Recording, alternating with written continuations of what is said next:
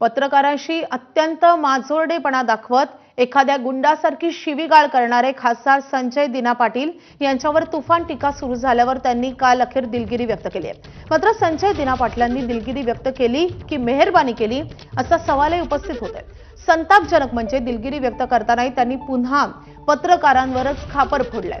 संजय दिना पाटलांना त्यांची बाजू मांडण्याची संधी देणाऱ्या पत्रकारांना शिव्या देणाऱ्या पाटलांनी नंतर दिलगिरी व्यक्त करतानाही भान बाळगलं नाही। पत्रकार आपल्याला शिव्या देत होते असा अजब दावाच त्यांनी केलाय।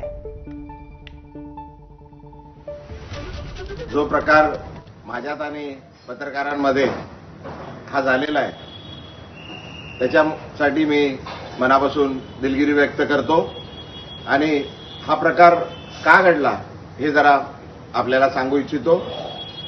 ज्या दिवसापासून मी शिवसेनेत प्रवेश केलाय त्या दिवसापासून एकदम वाईट शब्दात आणि शिव्यागाळ करून मला जे अपमान करत होते तरी पण मी सर्व अपमान सहन केले। तर मनसेच्या बैठकीत बोलताना राज ठाकरेंनी संजय पाटलांवर तोफ डागलेली आहे। 5 खून केल्याचं संजय पाटील बोलतात। राजकारण कुठे चाललंय असं राज ठाकरे यांनी म्हटलंय। गँगस्टर बोलणार नाही ते खासदार बोलतोय असंही राज ठाकरेंनी म्हटलंय। बॉम्ब फोडेन 5 खून केले असं बोलूनही चौकशी होत नाहीये असंही राज ठाकरेंनी म्हटलंय।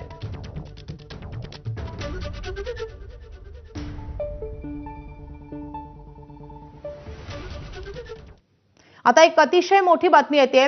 राम मंदिर ट्रस्टचे अध्यक्ष अनिल मिश्र आणि चंपत राय हे राजीनामा देण्याची शक्यता आहे। राम मंदिर दान चोरी आणि जमीन गैरव्यवहार